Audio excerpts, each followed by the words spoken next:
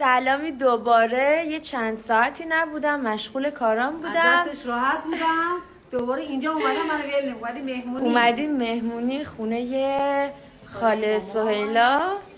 زحمتش زیاد شد، یعنی یه غذاهایی درست کرد که به حالا کاملتر بهتون نشون میدم. بیا شما چی کارا میکنین؟ چه خبرا؟ باز نشون بده. بیا باز نشون بده. چی شد خاله سهیلا؟ چی داشتی میگفتی اینجوری اشاره می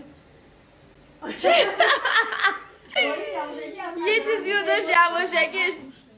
چی؟ آها یه قضیه اصلی اون بر نشون بدید داشت یواشکی حرف میزد. پیش من هیچ یواشکی وجود نداره واقعا. بذار الان کامل بهتون همه چی رو نشون میدم. با اجازه صاحبخونه. پریا یعنی انقدر من چی بگم این بچه مرغ درست کرد ترش کبابی. اینم باز شکم پشت. جای همتون خالی. برای برنج. بریم این ور. بیا بیا. هزار تا زحمت کشیدی. هزار تا زحمت کشیدی. واقعا خسته شد. سبزی خوردنشو نگاه کن. مامان پس متوجه شدیم به خالت رفتی. این رول گوسفنده. این رول گوسفنده. آلو و برنج. جای همتون خالی. حالا همه گرم شد بهتون نشون میدم.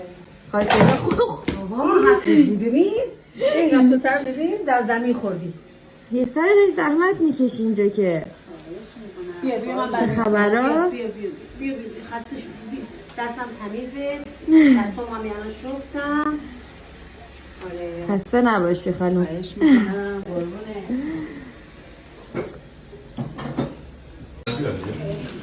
ساینا خانم آزو آزا چیزی نزونی داریم اینجا ایمونه چی اردن یا خود دارم بگونی نه آقا بشین چی رو من زمه شد